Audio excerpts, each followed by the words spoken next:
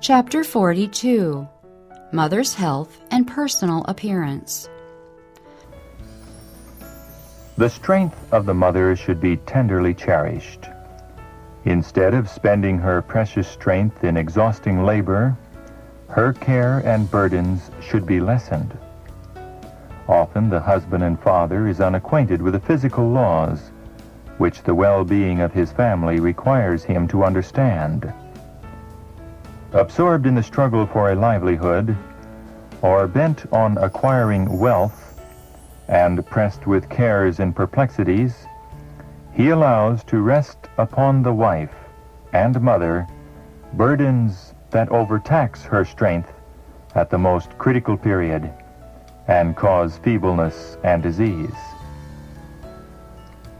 It is for her own interest and that of her family to save herself all unnecessary taxation and to use every means at her command to preserve life, health, and the energies which God has given her. For she will need the vigor of all her faculties for her great work. A portion of her time should be spent out of doors in physical exercise, that she may be invigorated to do her work indoors with cheerfulness and thoroughness, being the light and blessing of the home. The will of God has been plainly expressed to all mothers. He would have them, by precept and example, advocates of health reform.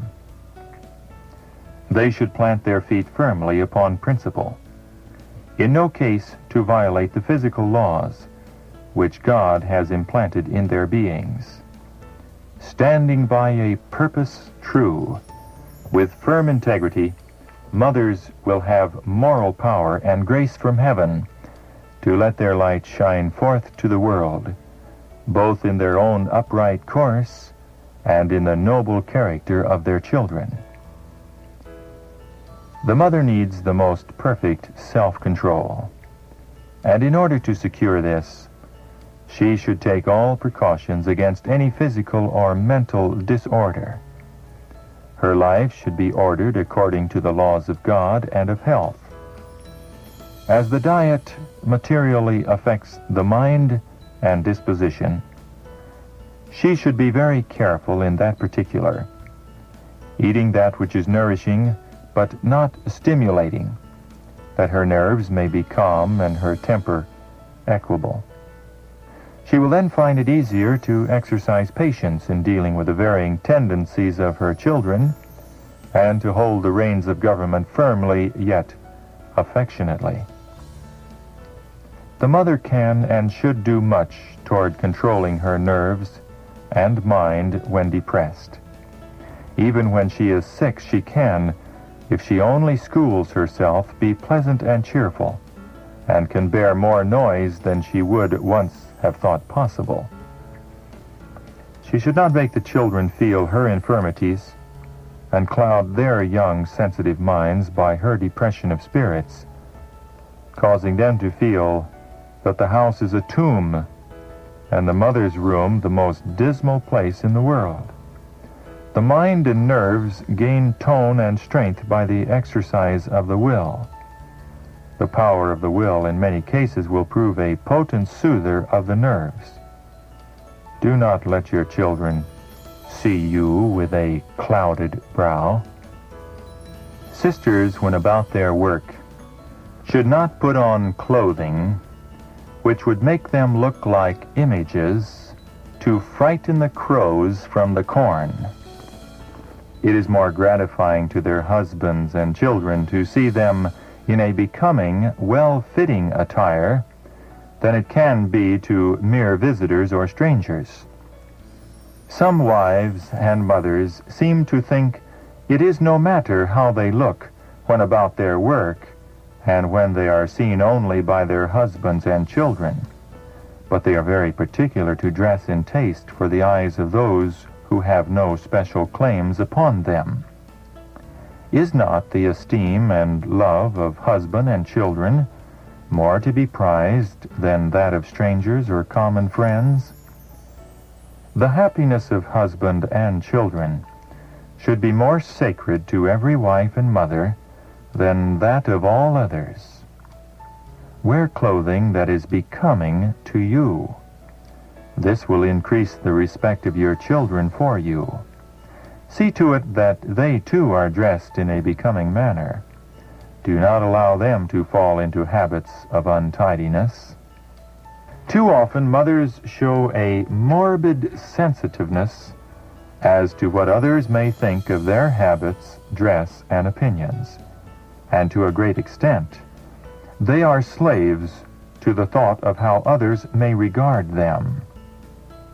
Is it not a sad thing that judgment-bound creatures should be controlled more by the thought of what their neighbors will think of them than by the thought of their obligation to God? We too often sacrifice the truth in order to be in harmony with custom, that we may avoid ridicule. A mother cannot afford to be in bondage to opinion, for she is to train her children for this life and for the life to come. In dress, mothers should not seek to make a display by needless ornamentation. If mothers allow themselves to wear untidy garments at home, they are teaching their children to follow in the same slovenly way. Many mothers think that anything is good enough for home wear, be it ever so soiled and shabby, but they soon lose their influence in the family. The children draw comparisons between their mother's dress and that of others who dress neatly, and their respect for her is weakened. Mothers, make yourselves as attractive as possible, not by elaborate trimming, but by wearing clean, well-fitting garments. Thus you will give to your children constant lessons in neatness and purity. The love and respect of her children should be of the highest value to every mother. Everything upon her person should teach cleanliness and order, and should be associated in their minds with purity. There is a sense of fitness, an idea of appropriateness of things, in the minds of even very young children. And how can they be impressed with the desirability of purity and holiness when their eyes daily rest on untidy dresses and disorderly rooms?